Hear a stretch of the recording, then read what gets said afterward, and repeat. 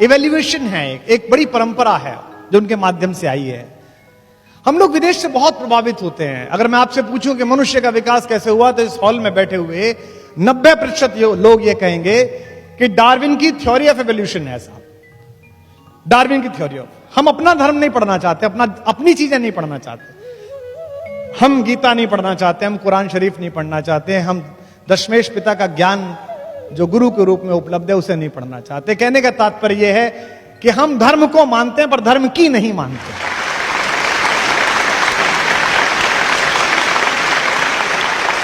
लेकिन आप ध्यान से देखें तो भारत में जो दशावतार की परंपरा है, जो हजारों वर्ष पहले, लगभग 5-6 हजार वर्ष पहले, तो इसकी कार्बन रेटिंग के प्रमाण है जिसके लिखे जाने के। डार्विन तो अभी आए हैं 100-200 साल पहले, वो बताकर गया है कि मनुष्य कैसे बना। जैसे डार्विन क्या कहता है, पश्चिम क्या कहता है कि जीवन सबसे पहले कहां शुरू हुआ? जल में शुरू हुआ, पानी में शुरू हुआ। हमारा पहला अवतार कौन है? मत्स्य अवतार, मीन, मछली कहां पैदा हुई? पानी में पैदा हुई। फिर उसके बाद कहता है कि आगे बढ़ी थोड़ी सी प्रकृति, तो एक ऐसी चीज पैदा हुई जो पानी में और जमीन पर दोनों चल सकती थी। क्या नाम है उसका? कछुआ, कच्छप अवतार। मीन, कमठ, सूकर, नरहरि। उसके बाद क्या आया? तीसरी चीज जो पानी, जमीन और कीचड़ तीनों को भेज सकता है, वो कौन है? वराह अवतार, जिसे कहते हैं सूकर। और उसके बाद मनुष्य बनना प्रारंभ हुआ, लेकिन पूरा नहीं बना। आधा पशु रहा, आधा मनुष्य बना। कौन बना? नरसिंह अवतार। देखिए थ्योरी ऑफ एवोल्यूशन चल रही है, अपने आप चल रही है, जो विदेशी समझ में नहीं आए। यहां तक आधा मनुष्य बना, अब पूरा मनुष्य बनेगा, लेकिन पूरा नहीं बन रहा, वो छोटी हाइट का बन रहा है। कौन पैदा हुआ? वामन अवतार। वो छोटा है, उसकी हाइट अभी बड़ी नहीं है। वामन के बाद कौन हुआ?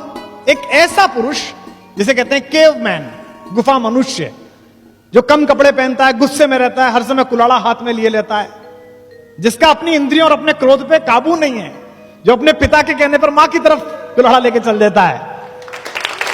कौन पैदा हुआ? परशुराम पैदा हुआ। देखिए आप, आगे चल रही है, जिनको समझानी पड़ी लक्ष्मण को कि ज्यादा उंगली मत दिखाओ, यहां कुम्हण बतिया को नहीं।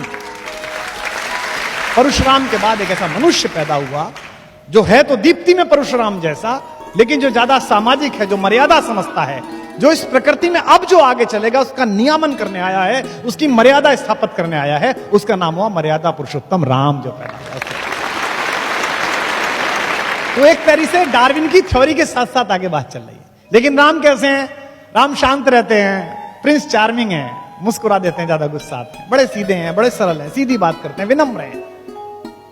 जब उनसे कहते हैं लक्ष्मण कि आप कब्जा क्यों नहीं कर लेते हो, मैं प्रतिमा नाटकम पढ़ रहा था, उसमें मैं देखा, तो उन्होंने कहा 3 तरह के पातक होते हैं। जिस पिता ने रक्त दिया है उसके खिलाफ जाऊं, ये एक पातक है। जिस मां ने मुझे सगी मां से भी ज्यादा प्यार से पाला है, उसके खिलाफ जाऊं, ये एक पातक है। और पाप जिसकी सोच की सीमाओं के बाहर खड़ा होकर पराजित भाव से देखता है, उस भाई भरत के खिलाफ जाऊं, ये भी एक पातक है। तू मेरा भाई है, बता दे कौन सा पातक करके मरूं, बता कैसे करूं। वो राम पहले सामाजिक व्यक्ति हैं। तो राम का डीएनए जो है वो रिसेशन का डीएनए नहीं है, वो इवोल्यूशन का डीएनए है। इसलिए उनमें अपने घर के सारे लक्षण हैं। उनके एक पूर्वज है दिलीप, जिन्होंने गाय को बचाने के लिए अपना जीवन उत्सर्ग कर दिया। सच्चे वाले गौपालक थे वो, ऐसे वाले नहीं जो आजकल घूम रहे हैं, अच्छे वाले गौपालक। वो उसकी तरह गौ प्रेमी है, गाय को बचाने का संकल्प कहते हैं। विप्र धेनु सुरहित लीन मनुज अवतार। तुलसीदास जी ने कहा विप्र, धेनु और देवताओं और संतों के हित में अवतार लिया है। दूसरे, वो अपने सबसे पुराने पूर्वज हरिश्चंद्र, जिन्होंने मणिकर्णिका घाट पर अपनी पत्नी से टैक्स मांग लिया था, और जब उन्होंने उस साड़ी को फाड़ा, वहीं से सतयुग के समापन की घोषणा हुई। उनका पूर्वज है वो, उसकी तरह है वो। अपने पिता की तरह बात पर अड़ जाने वाले हैं। अगर एक बार कोई बात कह ली है तो वो ही करना है। उनके एक और पूर्वज है भगीरथ, जिन्होंने हजारों वर्षों तपस्या की। मैं गया था हर्षिल में, बापू ने बुलाया था, मुरारी बापू ने, अपनी कथा में कविता पाठ के लिए। हरिशिला वो जगह है, हर्षिल गंगोत्री के पास, जहां बीच गंगा में भगीरथी की धारा में एक बहुत बड़ी चट्टान फंसी हुई है। उसके ऊपर बैठ के हजारों साल तप किया, ऐसा सुनते हैं। तब जाकर गंगा प्रकट हुई और पृथ्वी पर आई, मोक्षदायिनी बनी। उनमें भगीरथ जैसी इच्छा भी, इसलिए उनका वंश इक्ष्वाकु वंश कहलाता है।